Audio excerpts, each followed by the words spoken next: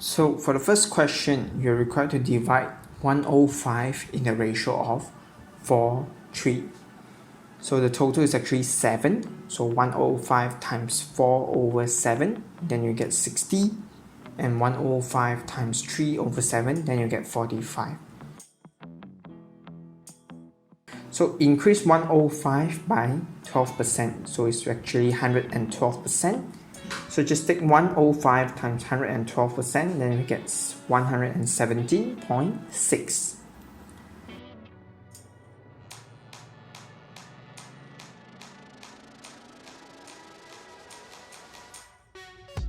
So in a sale, original price of a jacket is reduced by 16% to 105. So from the original value, okay, it's selling at 84% of it. So original times 84% equals to 105. So you do the shifting, then you find the original price as 125.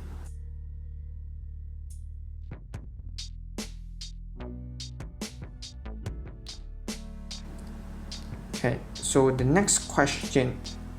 So find the difference between these two investments. Okay, so they are actually referring to the interest earned.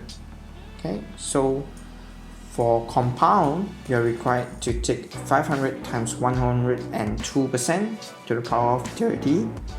Then you will get interest earned by minus the answer that you have gotten by the capital, which is 500. So your interest will actually be 405.68.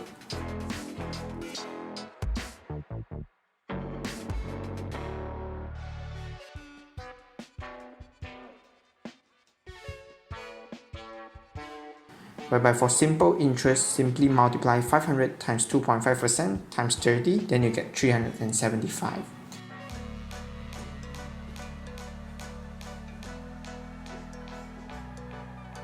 So the difference will be 30.68.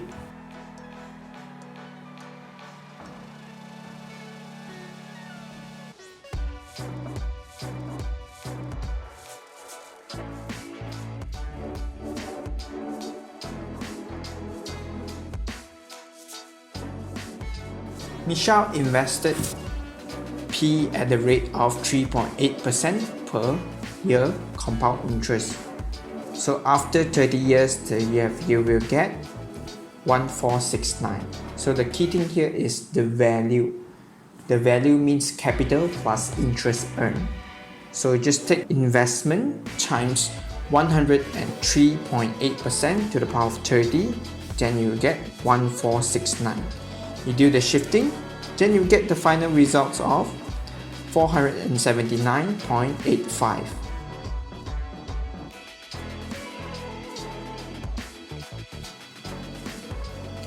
Okay, whereby for D, the key thing here is every 5 years. So the difference of 2015 and 1960 is actually 55 years. So you take 55 divided by 5, then you will realize there's 11 terms.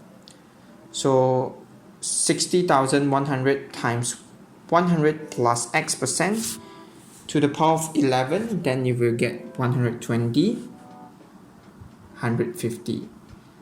So you're required to do the shifting. Okay, so the first thing that I did was I take 120, 150 divide by 60,100. Then I root them to the power of 11. Okay, then I minus off 1 because 100% is actually equals to 1. So the answer, multiply by 100 to convert it into percentage, which is 6.5%.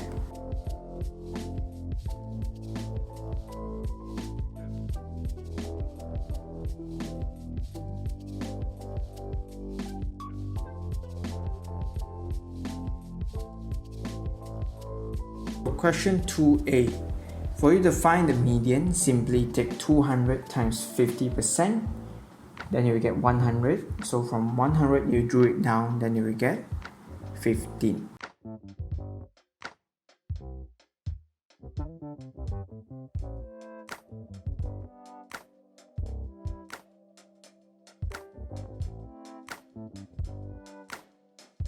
Whereby for the lower quartile, this is actually 25%. So 200 times 25%, you get 50. So in our case, when I drew it down, I actually calculate it wrongly. So I labeled it as 12 instead of the correct answer of 11.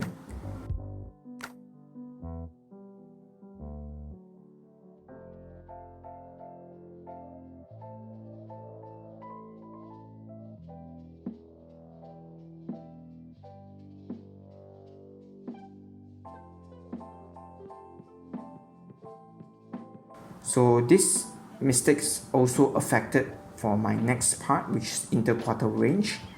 So 200 times 75% equals to 150. So 150, I drew it down, is actually 20. So I took 20 minus 12 and I got an 8 instead. So the final answer should actually be 20 minus 11 equals to 9. So all these mistakes has actually been amended at the back. So sorry for the inconvenient cause.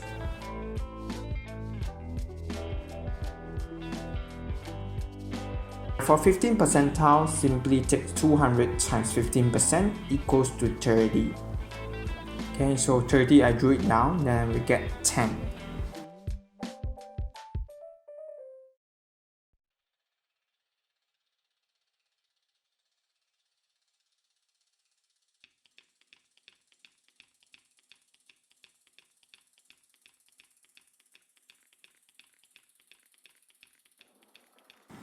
And lastly, the numbers of students whose journey time was more than 30 minutes.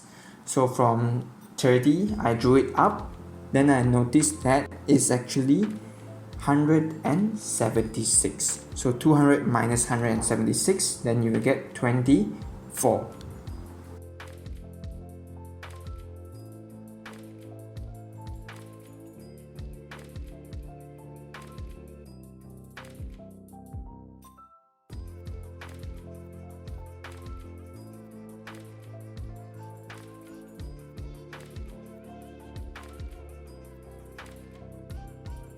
For part B, first thing you're required to calculate the midpoint of the time, then multiply the respective midpoint with their frequency, divide by 200. So your final result should be 16.75.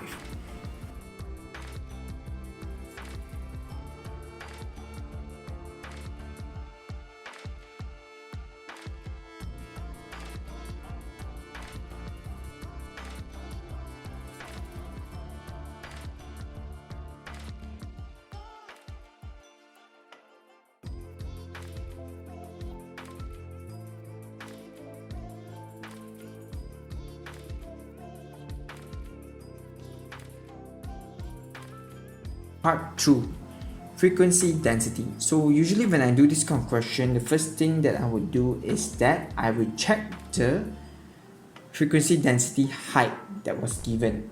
Okay, so in our case it's 48 divided by 10, it's 4.8, which means there's no changes or scale factor to be multiplied into the remaining histogram that is to be drawn.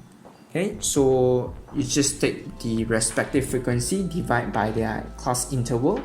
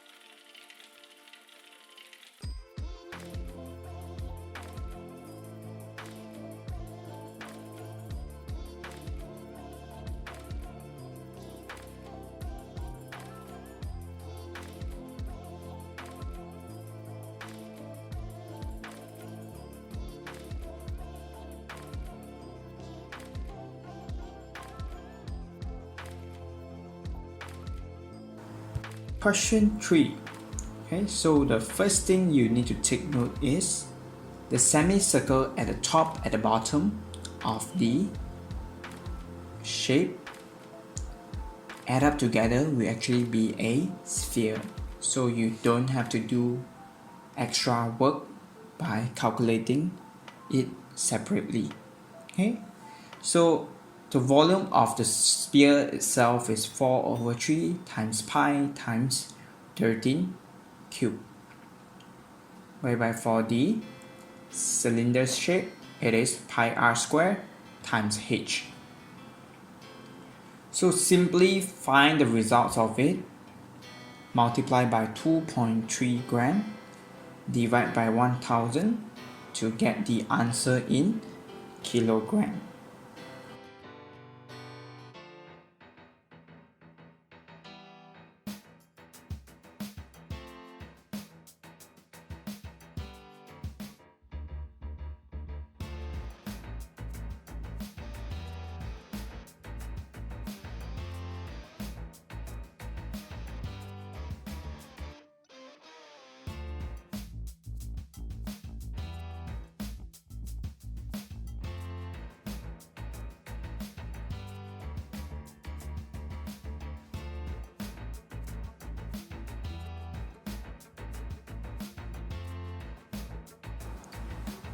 As for the next part, you are required to calculate the surface area. So repeat the same thing as the previous part. 4 pi times 13 square plus 2 pi times 13 times 25. Then you get the results of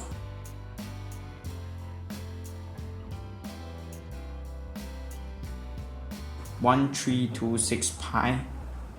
Multiply it by 4.70.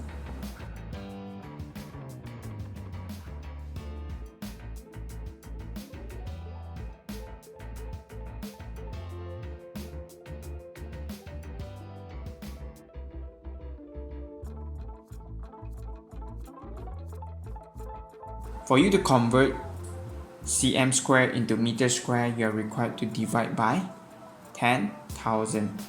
So you get the final results of 196.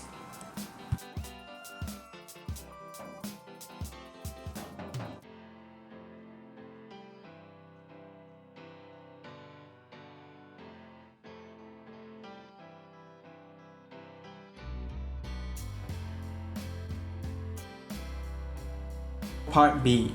Okay, simply put in the formula. Okay, then you will get the answer, because 1/3 times pi times x squared times 2x equals to 500. Okay, do the shifting to find the final results.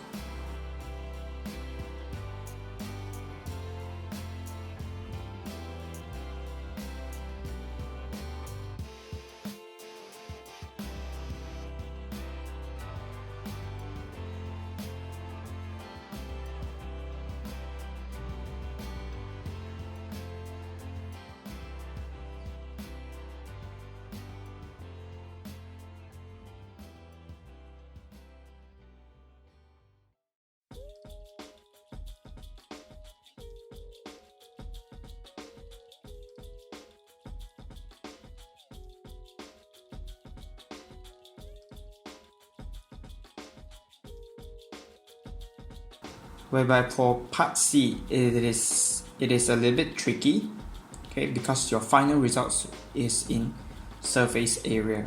So you are required to square your answer after you gotten the unknown.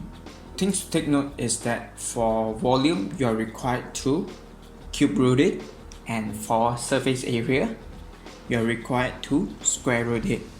So after you gotten the final answer, then you square it to get the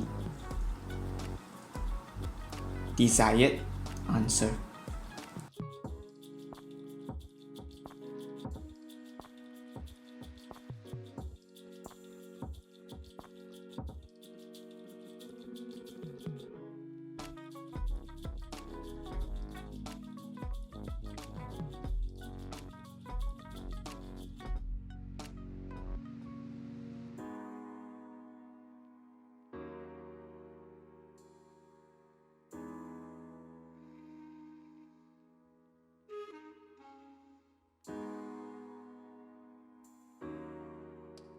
Question 4.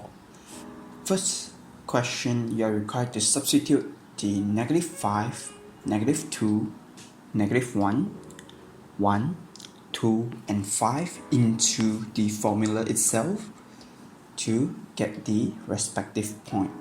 Okay, then you are required to plot it out.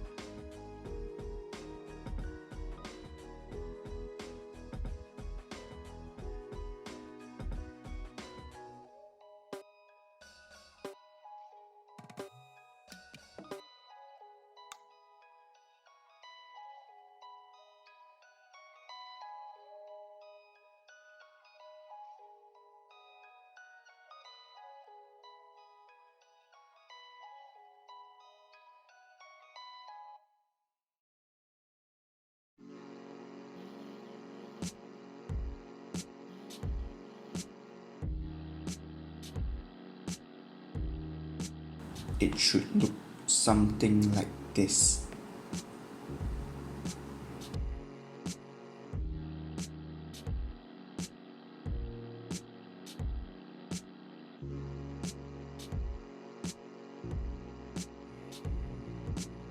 Then solve the equation y equals to -x, -1. Okay, for you to draw it out, you're required to set the point. Okay, so I set when x is -1 and 1 respectively. So you will get a coordinate of -1, 0, 1, -2. So after you drew it out, okay, the intersection point will be the answer, which is 0.9.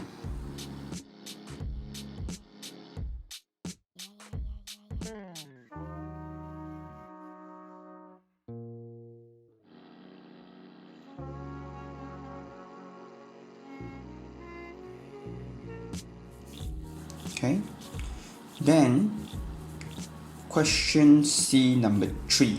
Okay, so you are required to change it into the following format.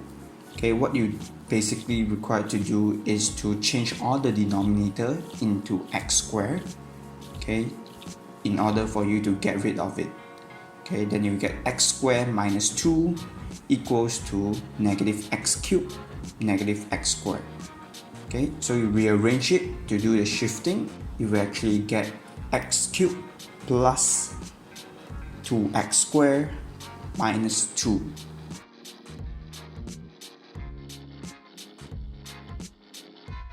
So they mention about the point 0, -2.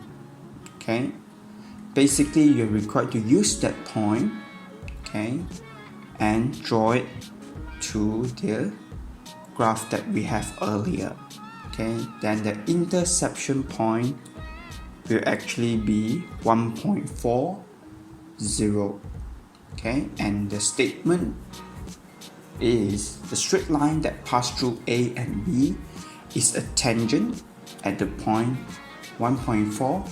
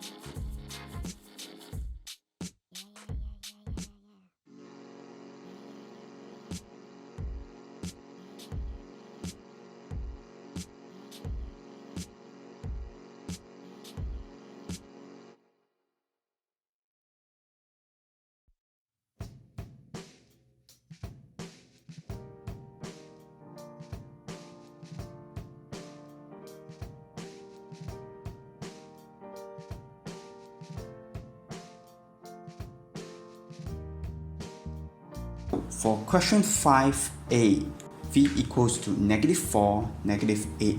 So this is a vector, so the top represents x changes and the bottom represents y's changes. Okay, so just shift it to the left hand side by 4 and downwards by 8, then you will get the new image.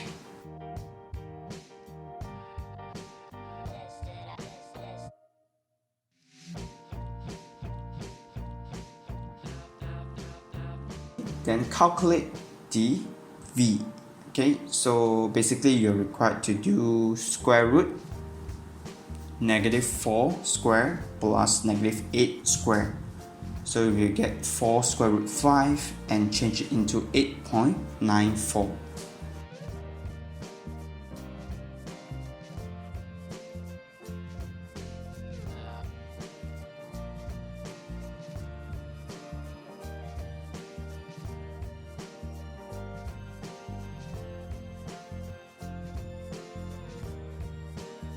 And B's description will actually be, it is a enlargement from the center of origin, okay, because when I draw the line, they link up at 0, 0.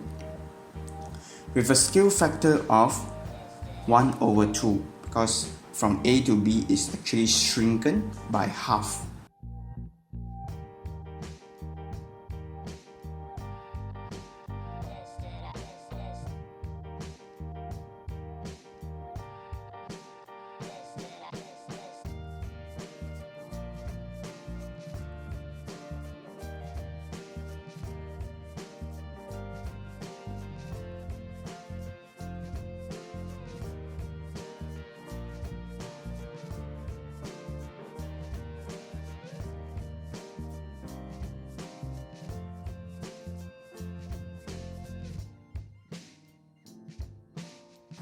And the matrix, okay, I have already included in the video.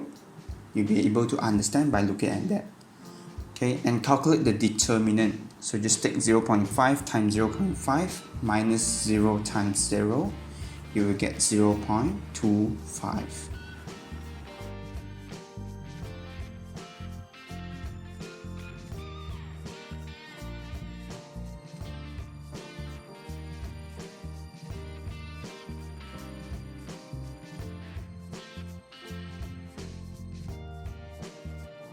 Question 6. First thing you are required to calculate BC. Okay, so since there's a 90-degree there, which implies you can use Pythagoras theorem to find the BC length.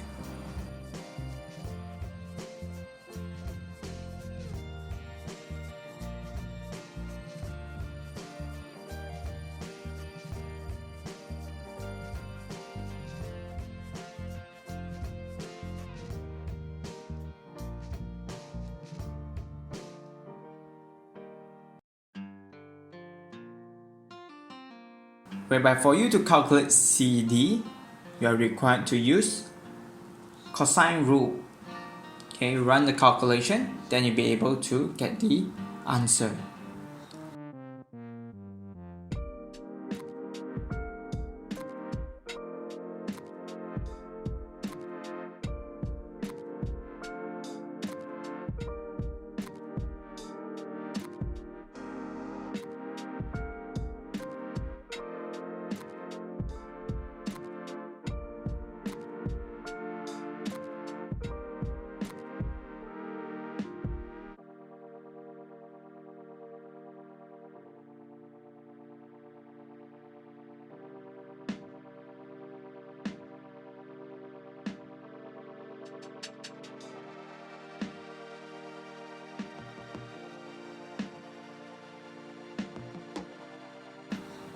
For part C, so what I usually do is I like to draw it out first. Okay,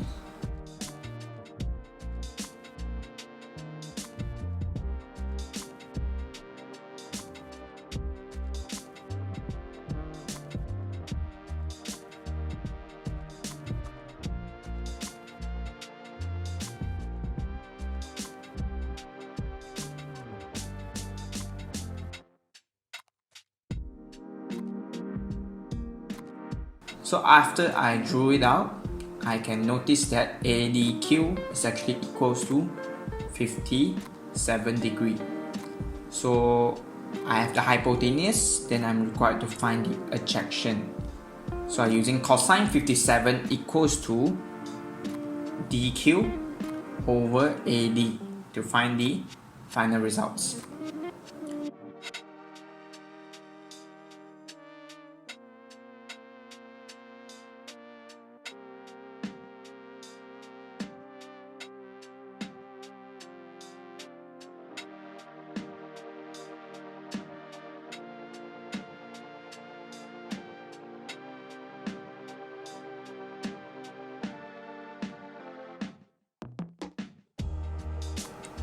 So for question D, you are required to utilize the information given, which is the bearing of D from A is 47.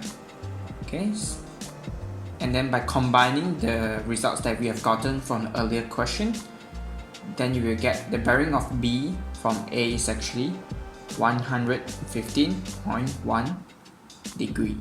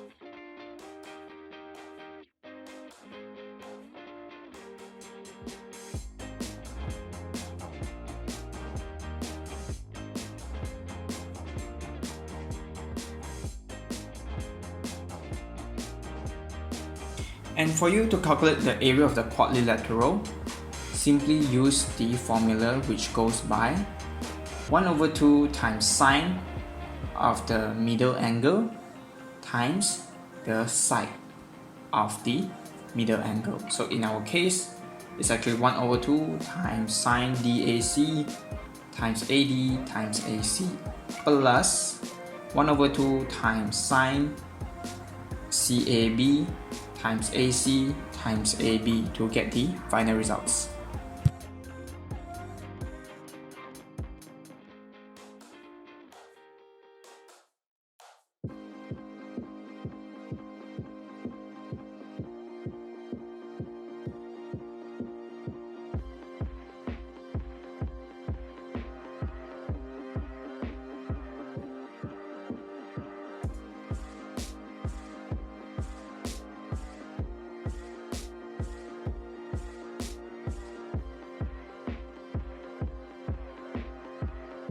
So for question 7a, basically we're required to fill up the tree diagram, okay, with the information given in the question. Okay, so part B, number 1, find the probability that the train is late at one or both of the station. Okay, so the easiest way to do this is to take 1 minus not late at station A times not late at station B. Alternatively, you can do 0.3 times 0.9, which is late and late, 0.3 times 0.1, late times not late, and 0.7 times 0.2, which is not late and late. Okay, so this is the alternative method that you can use. So find the journey that is expected to be late at one or both of the station. So with the result that we have gotten earlier, just take 250 times 0.44 equals to 110. So the train continues to station C. The probability that it is late at all three stations is 0.27. So briefly, what this probability shows. So as you can see, if it is late at station number 1, then it's most likely that it will be late at station number 2. Okay, which means that if the first two stations, if the train is late at the first two stations, it is likely to be late at station C, which is station number 3. So question 8a. Okay, the first thing you need to take note is that this question is using the unit called cent. Okay, so your dollar, which is 3.23, is actually 323. Okay, so apple costs 8x cent and orange costs x plus 2 cent. So for you to find the amount, basically you take 323 over x plus 323 over x plus 2 equals to 36. Okay, because after you divide it, you will get the actual number. Then you convert their denominator into the same and run the calculation to get the final results.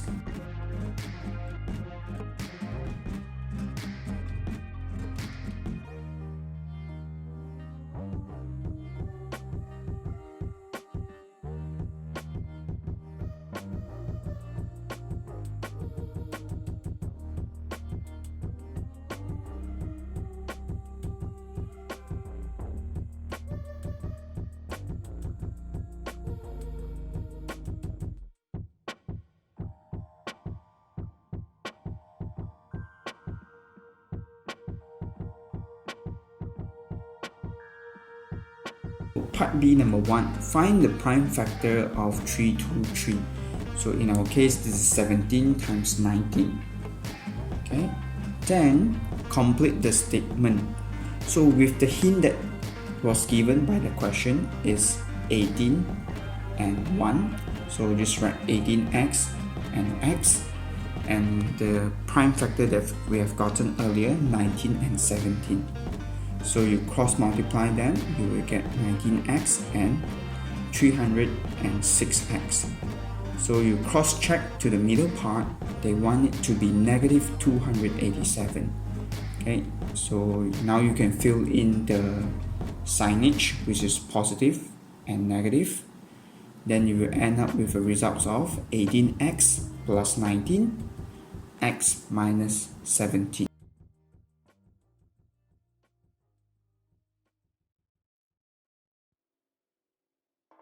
Okay, find the largest numbers of apple Dylan can buy with 2. As you can see, okay, x, the most likely variable will be 17. Okay, so just take 323 divide by 17, you will get 19 cents. Okay, then you take $2 divide by 19 cents, you will get 10 with a decimal point. So in the marking scheme, they actually round it up. Okay, but I choose to remain it at 10. The reasoning behind is you couldn't buy half of the apple. Okay, so the possible answer for me, I will choose 10. So you can actually include your reasoning in the comment section, then we can run a discussion on this particular question. So question 9. Okay, this is actually a function question. So just substitute the value that was given into it to find the final answer. So the harder question of this section will actually be D. Okay, this an assessment on the indices topic.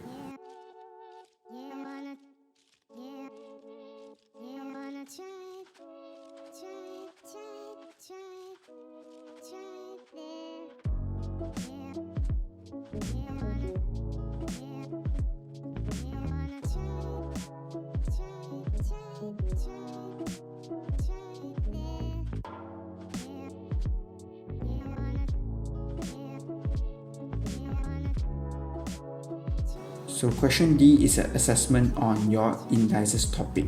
So 3 to the power of x equals to 1 over 9. The first thing that I'm going to do is to change 1 over 9 into 1 over 3 to the power of 2. Then for me to shift it into a whole number, I add a negative to the power of 2. Then I get 3x equals to 3 to the power of negative 2. So x equals to negative 2. For part E, okay, first I change gx into y equals to 3x minus 2. Then I change their position, okay, so x equals to 3y minus 2. Then I rearrange to find the new y. So the new y is actually the inverse of gx. Okay. F is also very straightforward, so I won't do any voiceover for this part.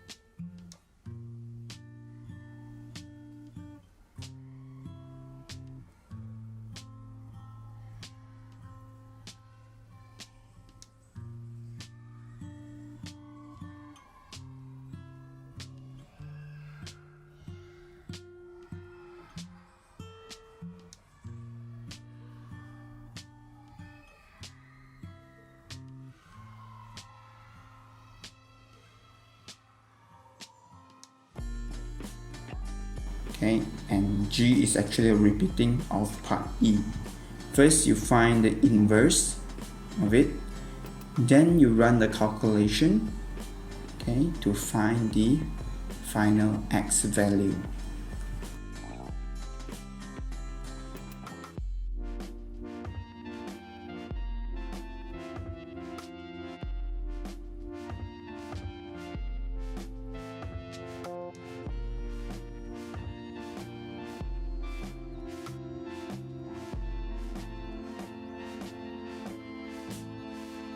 So for question 10 part A, first thing you are required to take note that for our pi r square formula, it is for a full circle. So in our case, the angle wasn't given, so it will be w over 360 times pi times r square equals to r square. So run the calculations carefully, then you'll be able to get w's value as 114 and 6 degrees.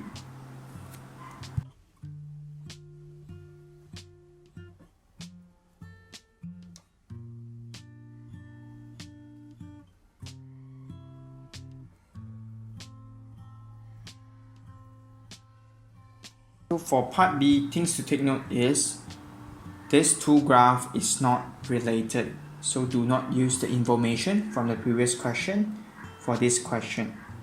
So x over 360 times 2 pi r equals to 7 pi r over 10. Okay, for the reason being is that for us to find the perimeter, we are required to add 2 radius. So simply ignore the 2r in the equation given.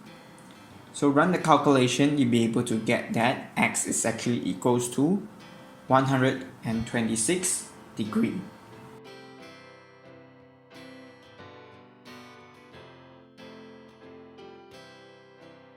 Whereby for question C, okay, this is actually a cosine rule in disguise. Okay, so use your cosine rule carefully.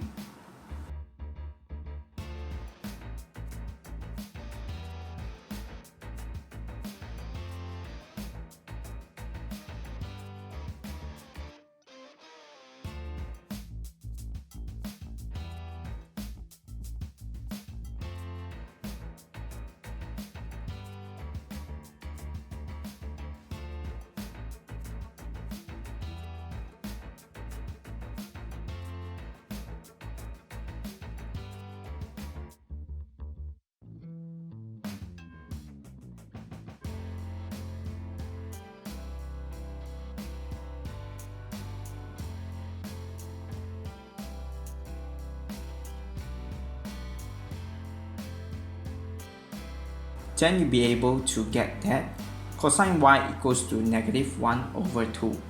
So use cosine inverse 1/-1/2, then you will get y's value.